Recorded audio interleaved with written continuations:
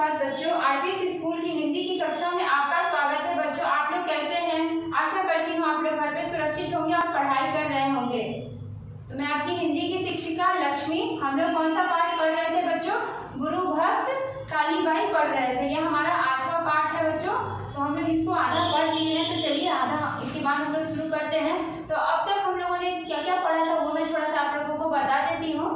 यहाँ पे नाना भाई और सेंगा भाई एक रास्ता पाल के संरक्षक थे। वो लोग गांव के संरक्षक थे। वो लोग शिक्षा का वहाँ पे प्रसार करना चाहते थे।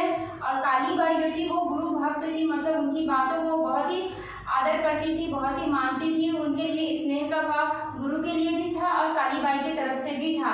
तो क्या होता है कि जागीरदार को ये बात पता चल जाती है कि गांव किस प्रकार शिक्षित होगा तो गांव का विकास होगा। तो यह जागीरदार नहीं चाहता है कि गांव का विकास होगा, इसके लिए वो बहुत सारे षड्यंत्र रचता है और किस प्रकार सेंगा भाई और नाना भाई को बंदी बना लेता है और अपने गाड़ियों की तरह किस प्रकार घसीटता है, बांधता है। इतना दूर तक हम लोग पढ़े थे। तो चलिए आगे देखते हैं हम लोग। आप लोग भी अपनी पुस्तक निकाल लीजिए और जो कठिन शब्द आपको लग रहे हैं उसको लिखिए और पुस्तक में जितना लिखा हुआ वो आप लोगों को लिखना है। मैं जैसे बताती हूँ कि पाठ शुरू करने से पहले एक पेज को आप लोग खाली रखिएगा और जितने कठिन शब्द है और इस कहानी का जो मूल सार है, उसको आप लोगों को थोड़ा सा लिखना है कि हाँ ये कहानी में आखिर बताया क्या गया है, इस कहानी का मूल मतलब जो बात है वो क्या है। ठीक है, तो चलिए पाठ को शुरू करते हैं। आप लोग भी अपनी पुस्तक निकाल लीजिए बच्चों। इधर वही बात पुलिस अधिकारी ने नाना भाई से कहा।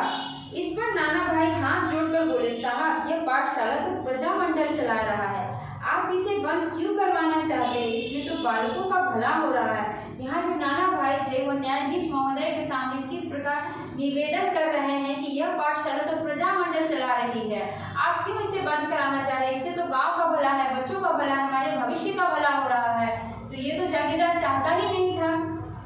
तो पुलिस अधिकारी ने उनकी एक बात नहीं सुनी और क्रोध में भरकर सिपाहियों को उन्हें मारने का संकेत दे दिया। तो पुलिस अधिकारी थे क्योंकि वो तो जागीरदार से मिले हुए थे, तो वो लोग गए वहां पे और उसके बाद क्या हुआ, उन्होंने मारने का संकेत दिया। तो सिपाही नाना भाई पर टूट पड़े। जो सिपाही थे वो नाना भाई पर टूट पड़े, मतलब उन्हें मारने धमकाने के लिए चले गए। उन्होंने थप्पड़ों, घूसों, डंडों, बंदूकों से, कूदों से नाना भाई के साथ बेरहमी से मारपीट की। वे बुरी तरह घायल हो गए।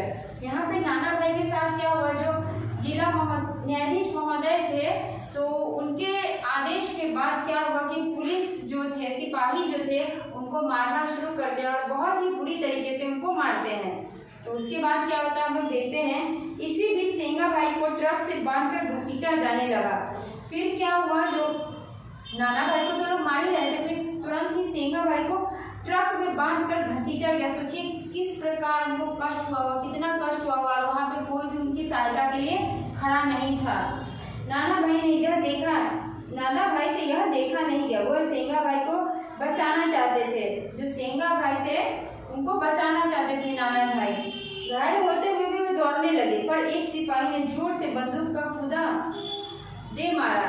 नाना भाई धड़ाम से गिरी और फिर कभी नहीं उठे। कहने का तात्पर्य है कि उनकी मृत्यु वहीं पर हो गई।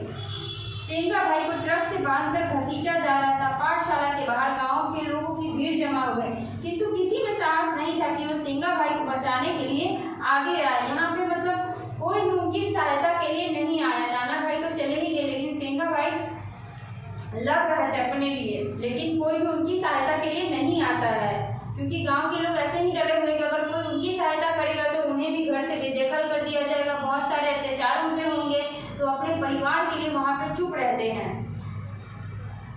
कालीबाई उस समय खेत में से आ रही थी। उसके सिर पर घास का गट्टर और हाथ में हंसिया था। हंसिया जिससे काटा जाता है घास, उसी के बारे में यहाँ बताया गया है। अपने गुरुजी को इस हालत में देखकर उसकी भौं तन गई। भौं तन जाने का अर्थ बहुत ही क्रोध में आ गई, बहुत ही गुस्से में और लाल पीली हो गई।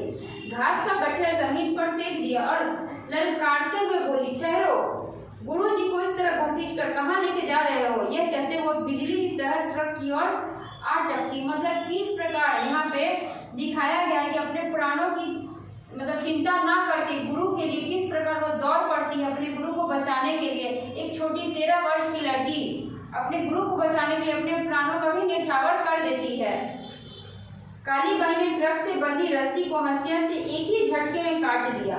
उसने गुरुजी की मौत मुंह में जाने से बच गई। गुरुजी मौत के मुंह में जाने से बच गए। यहाँ पे गुरुजी के बारे में बताया गया कि किस प्रकार वह थोड़ी देर के लिए बचे, किंतु अफसोस सिपाहियों ने काली बाई को गोलियों से भून दिया। और रस्सी तो काटती है, जैसे ट्रक से वो लोग खींच रहे थे तो मौत के मुंह से जाने के लिए बचा तो देती है काली बाई, वो हंसिया से काट देती है, लेकिन क्या होता है उसी वक्त सिपाही क्या करते हैं, उसे गोलियों से भून देते हैं। किसको? काली बाई को। उसे बचाने आई औरतों पर भी निर्मम गोलियों पुलिस ने गोलियां बरसाई। मतलब उसको भी बचाने, उस 13 वर्ष की बच्चे को बचाने के लिए जब औरतें जुटती है तो उससे भी क्या होता है कि गोलियां मारी जाती है, बहुत सारे अत्याचार किए जाते हैं। एक तरफ नाना भाई का शव पड़ा था, दूसरी तरफ खून से लथपथ काली बाई, मतलब लथपथ खून से सनी हुई, खून में पूरी रंगी हुई काली बाई नजर आ रही थी। फिर क्या था, अरावली की पहाड़ियों में भीलों के मारू डोल की मातमी स्वर गूंज उठा। मतलब जो भीलों का जो परिवार है, जो उन लोग का संगठन है, वो लोग मतलब ऊंची स्वर में, मारू डोल का अर्थ होता है ऊंची स्वर में, मतलब चिल्लाने लगे, आ गए, मतलब क्योंकि उनकी जाति के जो बच्ची थी काली बाई, वो वहां पे उसे मौत के घाट उतार दिया गया था। देखते ही देखते हजारों फूल रास्ता में जमा हो गए। यह देख नाना भाई के हत्यारे भाग खड़े हुए। इस प्रकार क्या होता है, यहाँ पे दृश्य भी दिखाया गया है आपके पुस्तक में, आप लोग देखिएगा कि वहां पे नजारा किस प्रकार था, किस प्रकार काली बाई गई बचाने और किस प्रकार नाना भाई को मतलब बचाती है, और यहाँ पे किस प्रकार उसकी भीलों की टोली आती है बचाने के लिए। इसको देख कर किस प्रकार सिपाही वहां से भाग खड़े होते हैं, और किसी तरह वो नाना भाई को तो बचा लेती है लेकिन सेंगा भाई को नहीं बचा पाती है, और खुद के प्राण को भी न्यौछावर कर देती है। यहाँ पे देश प्रेम को दिखाया गया है, गुरु प्रेम को दिखाया गया है बच्चों, कि किस प्रकार एक 13 वर्ष की लड़की में किस प्रकार खून खोल रहा अपने देश को आजाद कराने के लिए, अपने गुरु को बचाने के लिए। तो यहाँ पे वो सब दिखाया गया है, तो आप लोगों को समझना है। हम लोग इस पाठ को कर लिए हैं बच्चों, तो चलिए हम लोग प्रश्न उत्तर पे आते हैं। जो मैंने कहा कि आप लोगों को मूल बातें 3-4 लाइन में लिखनी है, तो वहाँ पे देश प्रेम को आप लोग लिखिएगा। शिक्षा की प्रेरणा किस प्रकार यहाँ पे दिया गया है कि एक शिक्षक किस प्रकार सबसे लड़ झगड़ कर अपने गांव को शिक्षित करना चाहता है, अपने भविष्य को शिक्षित करना चाहता है, उसको दिखाया गया है। साहस एवं निडरता का संदेश कौन देती है? काली बाई देती है।